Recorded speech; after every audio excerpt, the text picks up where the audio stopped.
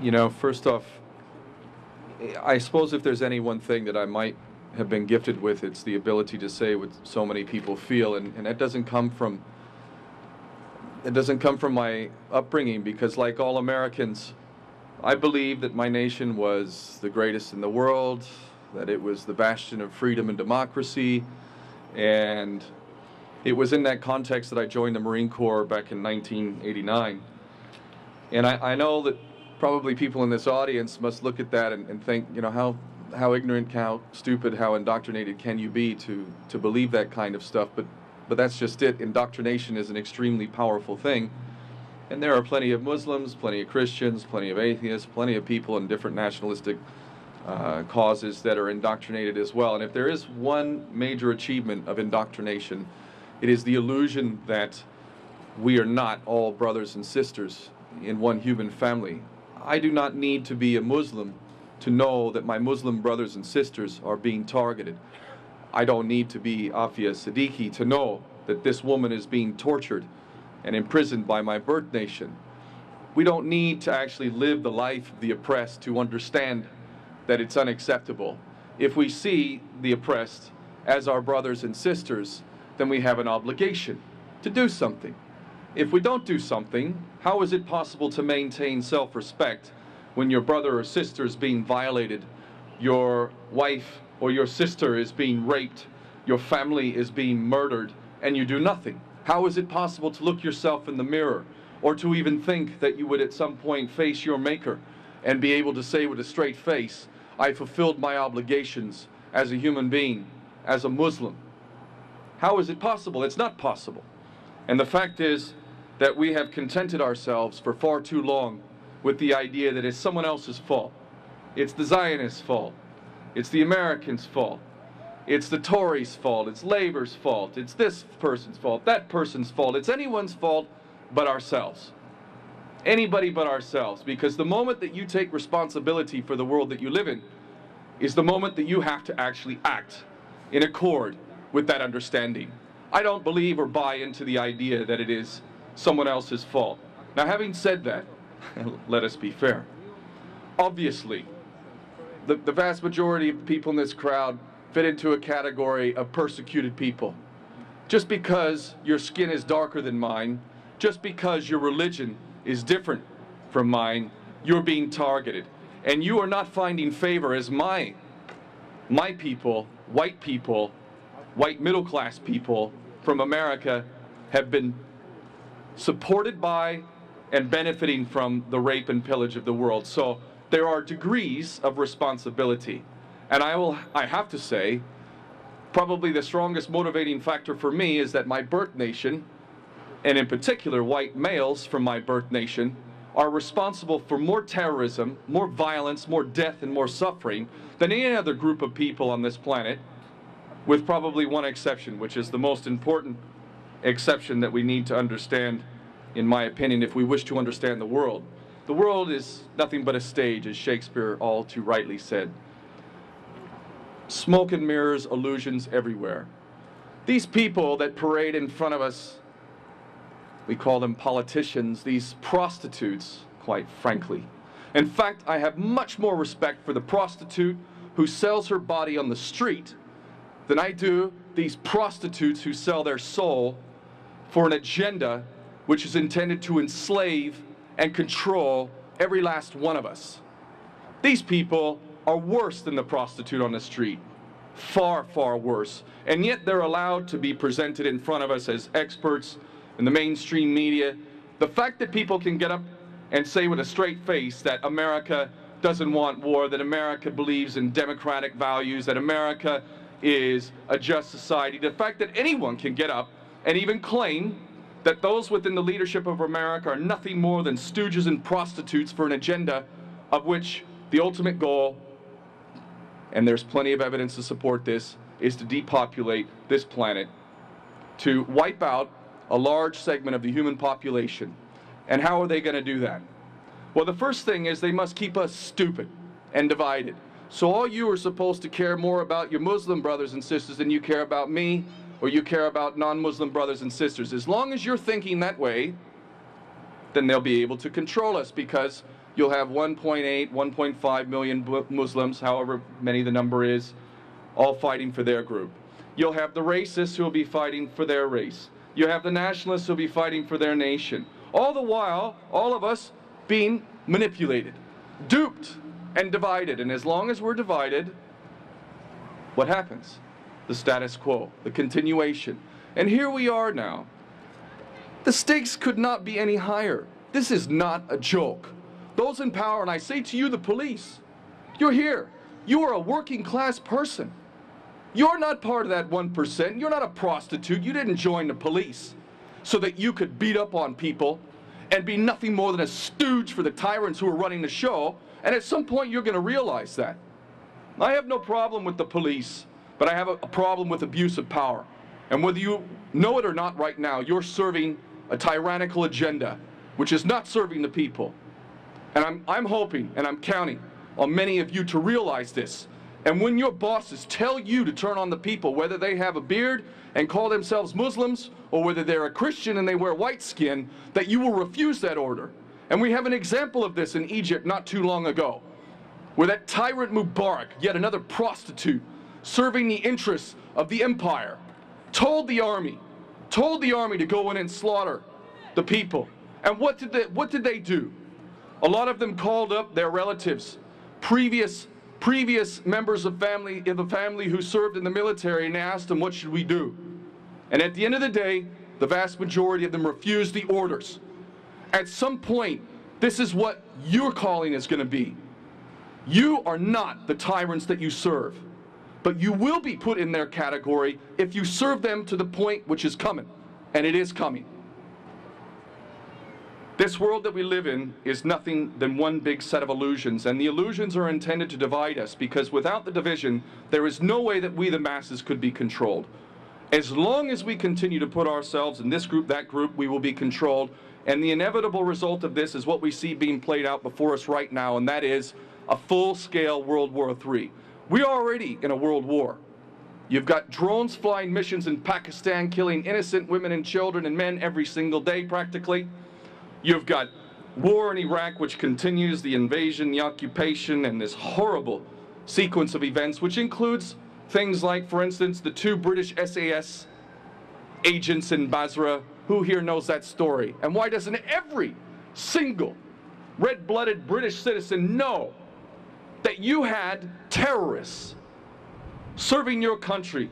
2 British SAS agents caught in Basra wearing Arab costume, meant to look like all of you, driving around in Basra with a bunch of explosives in the car.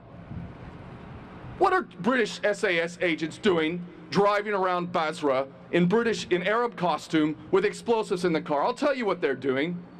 I can't use the language, but there is a term for it: stirring the you-know-what. Stirring the you-know-what, so that the sectarian divisions could be driven even further. Sunni, Shia. So hey, if the Sunni aren't blowing enough mosques, we'll do it ourselves. Or if the Shia aren't doing the same thing in the other way, we'll do it ourselves. And that's what our governments do. Now the ultimate lie, and the ultimate reason why Sister Aafia is being raped in real terms and cheated of her liberty, is the ultimate lie, 9/11. The whole basis of the farcical war on terror is a lie, an absolute lie. And we know the motive, we know the agenda, and it was laid out for us all too clearly. Before 9/11, there's this group, as we've come to know, the neocons. The neocons are nothing more than a loosely knit group of people who have a tyrannical agenda tied directly to the Zionist agenda, to Jewish supremacist ideologies, not Jewish people, but Jewish supremacist ideology, to treasonous traitors within the United States government who all too embarrassingly bend over and basically take orders from a foreign state whilst absolutely committing treason against the American people. 9/11 was the be-all, end-all of manipulation, and we know for a fact certain things. One, we know that in the fall of the Soviet Union, in the aftermath of the fall of the Soviet Union, that there was this group of people who believed that America had not only a right, but an obligation to take advantage of it as the only remaining superpower, and that the goal should be something called full spectrum dominance. The agenda of full spectrum dominance was to control the world in literally every aspect, air, sea, land, space, to control every single element of planet Earth through an agenda of which we would be able to have this tiny group of tyrants control everything.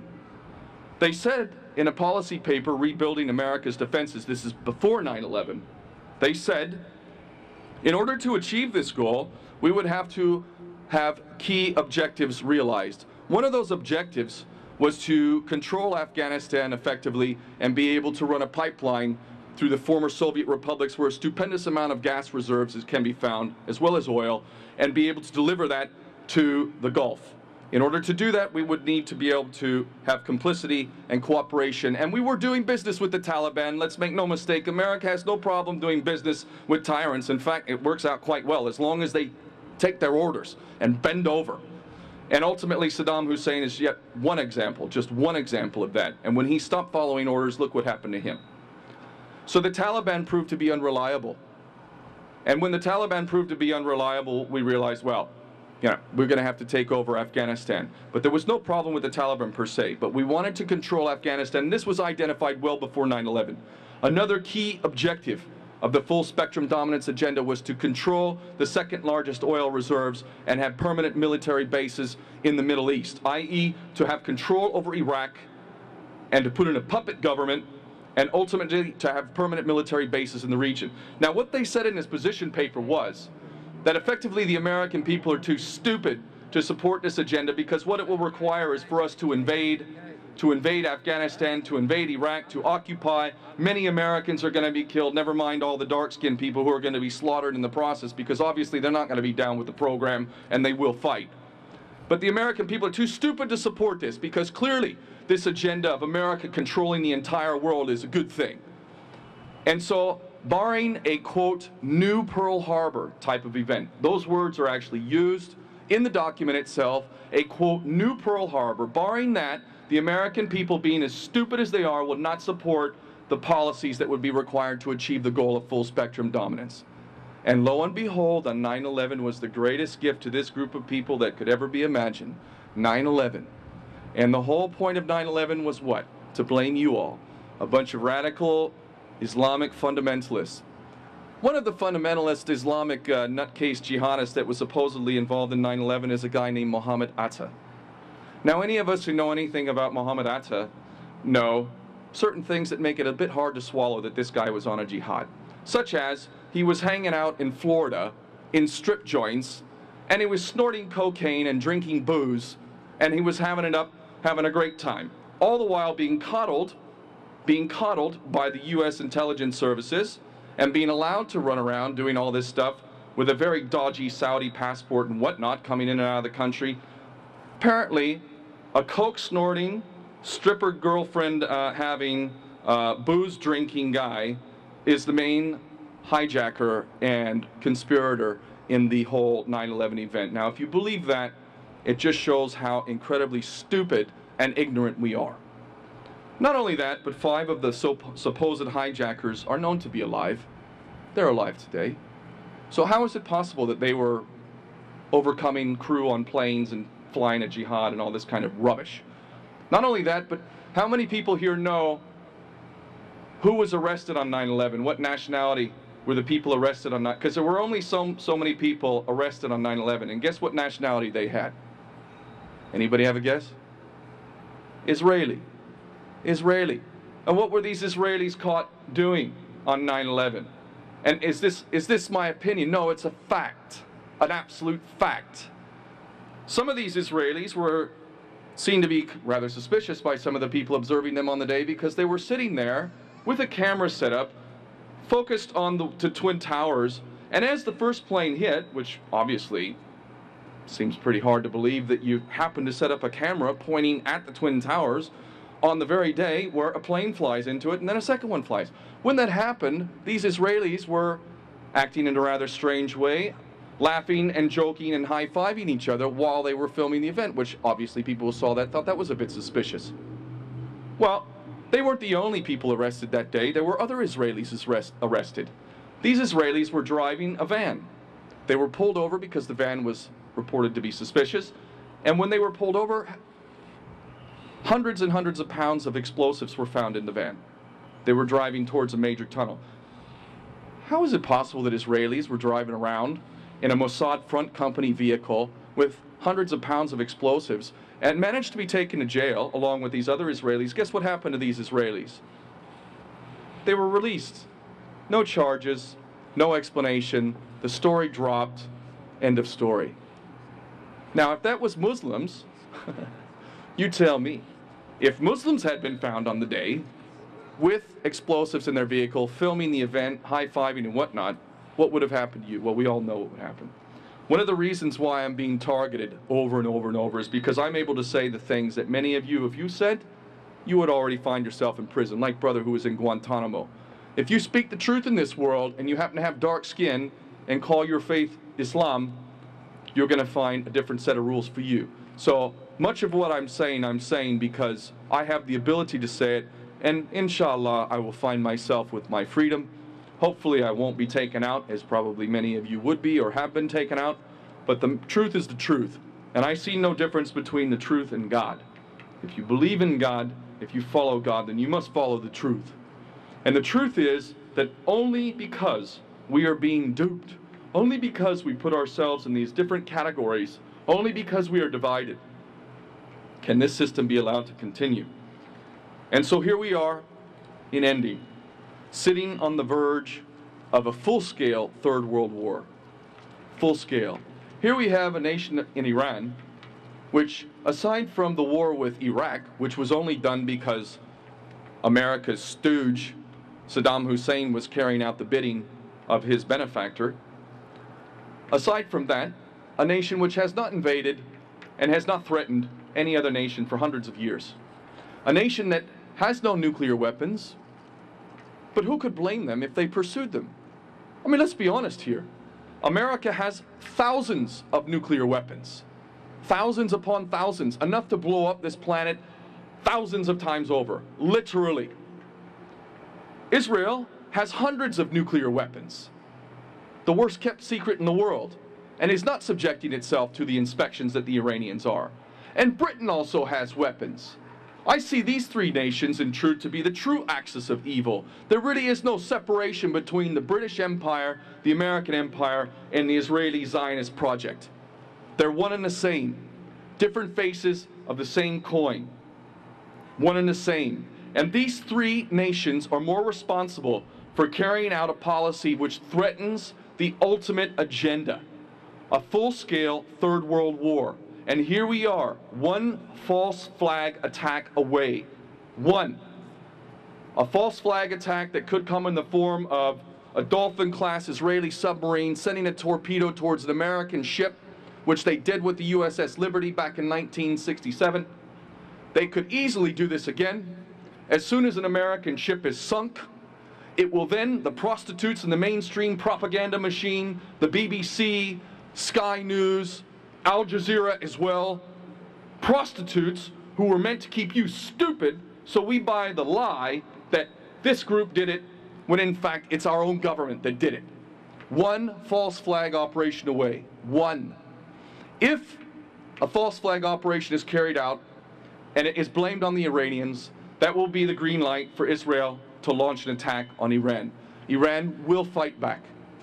When they fight back, the chances, it's not even chances, it's almost inevitable that Israel, a nation which openly threatens anyone and everyone if its so-called existence is threatened, a nation which has said that if its existence is threatened, that it is willing to use nukes, and has even said publicly that they are willing to nuke Europe if they feel their existence is threatened. I'm not making this up. And this is the ally of the British government and the American government? Absolutely incredible. Absolutely incredible. The chances of Iran not launching an attack in the case of an attack which is blamed on Iran, if Israel launches nukes on Iran, we could be talking, and very likely will be talking, about a nuclear war. Pakistan is right in the neighborhood. Tensions between Pakistan and India have been and continue to be very tense. You'll have an explosive situation in which these children that we have here, their future is on the line. If we have any one responsibility in this world, it is to do everything within our power to hand over this world in a better state than we found it. And if we fail in that, we fail in the most fundamental, important responsibility that exists as a human being and certainly as a parent. And we are flirting with this. Make no mistake, those that truly run the world, the ones in the shadows, not the puppets and prostitutes in the public eye, the ones behind them, the banksters, the Rothschilds, the Rockefellers, the Oppenheimers, these ruling elite families who operate within secret societies, who pull the strings of these puppets, who stand up in front of the audience posing as politicians. These dark, sinister, tyrannical families run the show. And their ultimate goal is, because they know that the consciousness of humanity is rising, they know that if they don't depopulate this planet, if they don't carry out this third world war and play out this agenda, it's game over for them. And this is what's happening. It's coming to a head, one way or the other. Humanity is either going to fulfill a seemingly self-destructive and suicidal path, and we're going to carry out a third world war, which includes nuclear weapons, or we're going to become sane. And we're going to see each other as brothers and sisters, and ultimately, when we see each other as brothers and sisters and take responsibility as such, we will affect a better world. And that is exactly the challenge we face. I hope to God that we face that challenge, we meet that challenge. Indeed, the stakes could not be any higher. I thank you all very, very much for your time, and I can tell you this, first and foremost, I'm your brother, and I stand with all people who are oppressed. I don't care what the color of your skin, and when we all stand together, I look forward to that day. We will have a better world.